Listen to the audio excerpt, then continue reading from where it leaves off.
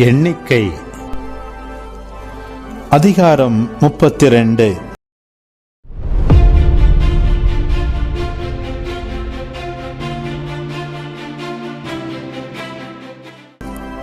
ரூபன் புதல்வருக்கும் காத்து புதல்வருக்கும் ஆடு மாடுகள் பெருந்திரளாயிருந்தன. அவர்கள் யாசேர் நாட்டையும் கிளையாது நாட்டையும் கண்டனர். அந்த இடம் ஆடு மாடுகளுக்கேற்றதாக இருந்தது. எனவே அவர்கள் மோசே, குரு எலெயாசர், மக்கள் கூட்டமைப்பின் தலைவர்கள் ஆகியோரிடம் வந்து, அட்டரோத்து, தீபோன், யாசேர், நிம்ரா, எஸ்போன், எலையாலே, செபாம், நெபோ, பெயோன் ஆகிய பகுதிகள் இஸ்ரேல் மக்கள் கூட்டமைப்பின் பார்வையில் ஆண்டவர் அடக்கிய நிலப்பகுதிகள் ஆடு மாடுகளுக்கு ஏற்றவை. உம் அடியார்களுக்கு ஆடு மாடுகள் உண்டு என்றனர். மேலும் அவர்கள், உங்கள் பார்வையில் எங்களுக்கு தயை கிடைத்தால் இந்த நாடு உம் அடியார்களுக்கு உடமையாக தரப்படட்டும், எங்களை யோர்தானுக்கு அப்பால் கொண்டு செல்ல வேண்டாம் என்றனர்.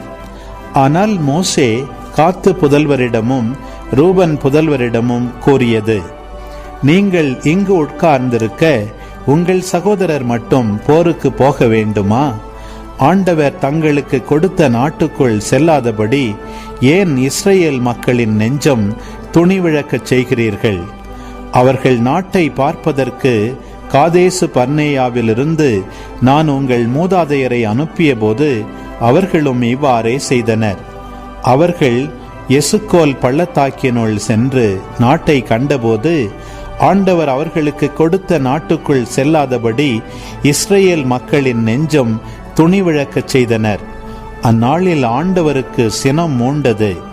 அவர் தம்மேல் ஆணையிட்டு கூறியது, எகிப்திலிருந்து வெளிவந்தவர்களில் 20 அதற்கு மேலோ வயதுடைய ஒருவரும் நான் ஆபிரகாம், ஈசாக்கு, யாக்கோபு ஆகியோருக்கு கொடுப்பதாக ஆணையிட்டு கூறிய நாட்டினை காண மாட்டார்கள்.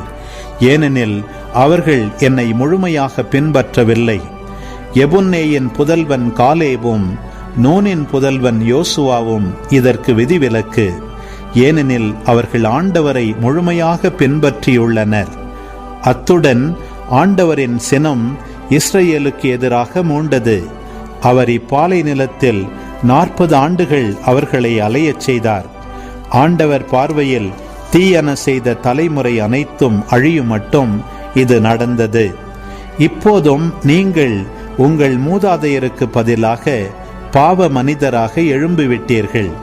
இஸ்ரேலுக்கு எதிராக உள்ள ஆண்டவரின் கோப கனலை இன்னும் கடுமையாக்கி விடுகிறீர்களே. அவரை பின்பற்றுவதை விட்டு நீங்கள் விலகினால் அவரும் அவர்களை பாலை நிலத்தில் விட்டுவிடுவார். இம்மக்கள் அனைவரையும் நீங்கள் அழிய பண்ணுவீர்கள். பின்னும் அவர்கள் அவரிடம் நெருங்கி வந்து, நாங்கள் இங்கே எங்கள் மந்தைகளுக்கு பட்டிகளையும் தொழுவங்களையும் எங்கள் பிள்ளைகளுக்கு நகர்களையும் கட்டுவோம்.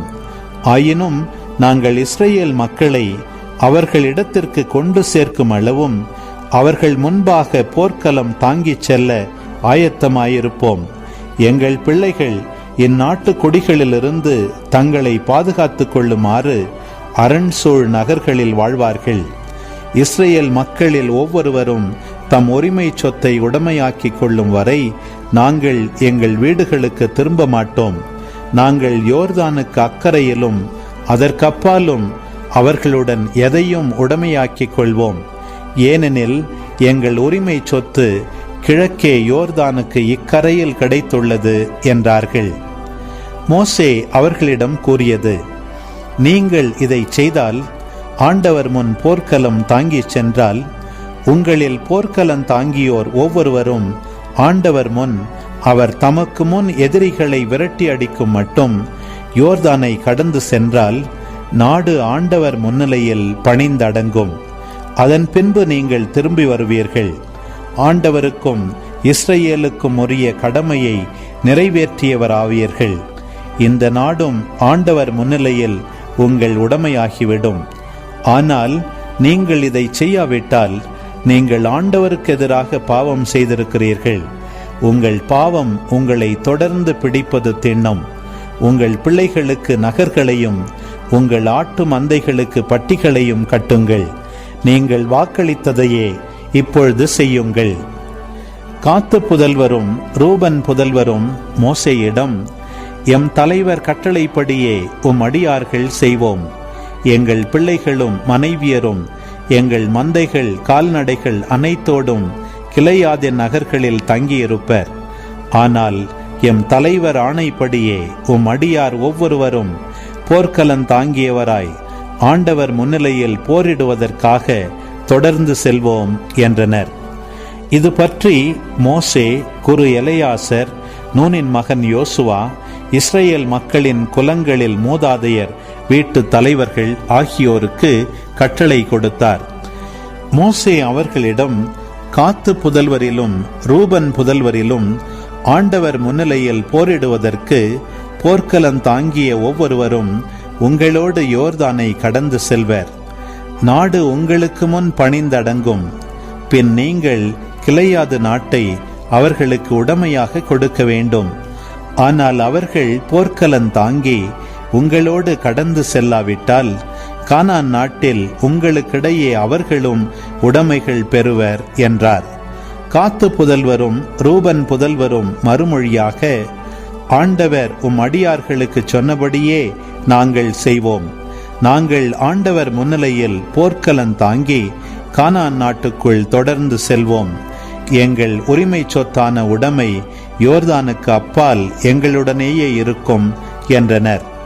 மோசே காத்து புதல்வர் ரூபன் புதல்வர் யோசேப்பு மகன் மனாசேயின் பாதி குலத்தவர் ஆகியோருக்கு எமோரிய மன்னன் சீகோனின் அரசையும் பாசான் மன்னன் ஓகின் அரசையும் நிலப்பகுதி நாடு முழுவதையும் அதன் நகர்களையும் அதை சுற்றியுள்ள எல்லைப்புற நகர்களையும் கொடுத்தார்.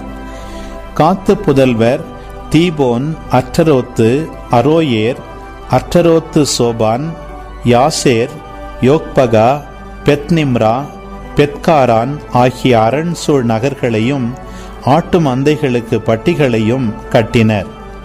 ரூபன் புதல்வர் எஸ்போன், எலையாலே, கிரியத்தாயும், நெபோ, பாகால்மெகோன், இந்த பெயர்கள் மாற்றப்பட்டன, சிப்மா ஆகியவற்றை கட்டினார்கள். அவர்கள் கட்டிய நகர்களுக்கு பெயர் சூட்டினர். மனாசே மகன் மாக்கியர் புதல்வர் கிளையாதுக்கு சென்று அதை கைப்பற்றி அங்கிருந்த எமோரியரை துரத்திவிட்டனர். மோசே கிளையாதை மனாசே மகன் மாக்கியருக்கு கொடுத்தார். அவர் அதில் வாழ்ந்தார். மனாசே மகன் யாயேர் புறப்பட்டு சென்று அவற்றின் சிற்றூர்களை கைப்பற்றி கொண்டார். அவற்றை அவர் அவோத்து யாயேர் என்று அழைத்தார். நோபாகு என்பவர் புறப்பட்டு சென்று கெனாத்தையும் அதன் சிற்றூர்களையும் கைப்பற்றி கொண்டார். அவர் அதை தம் பெயராலேயே நோபாகு என்று அழைத்தார். அன்பு உறவுகளே, இது உங்களுக்கான நேரம். இக்காணொளியில் ஒலி வடிவில் எண்ணிக்கை புத்தகம் 32ஆம் அதிகாரத்தை முழுமையாக பார்த்தும் கேட்டும் ஜெபித்தும் இருப்பீர்கள். இன்றைய இறைவார்த்தையின் அடிப்படையிலான கேள்வி: யார் என்பவர் புறப்பட்டுச் சென்று கனாத்தையும் அதன் சிற்றூர்களையும் கைப்பற்றிக் கொண்டார். அவர் அதை தம் பெயராலேயே நோபாகு என்று அழைத்தார். பதில்களை கமெண்ட்ஸில் பதிவு செய்யவும். இதுபோன்ற வீடியோக்களை தொடர்ந்து காண இந்த வலைதளத்தை சப்ஸ்கிரைப் செய்யவும், மேலும் லைக் கொடுத்து எங்களை ஊக்கப்படுத்தவும். இப்பதிவுகளை மற்றவரோடு பகிர்ந்து ஷேர் செய்து நாளும் திருவிவிலியத்தின் ஒரு அதிகாரத்தை வாசிக்கவும், கேட்கவும், பார்க்கவும் நீங்கள் உதவிடலாம். மீண்டும் அடுத்த காணொளியில் சந்திப்போம். இந்த நாள் இனிய நாளாய் அமையட்டும். இறைவன் உங்களை ஆசீர்வதிக்கட்டும்.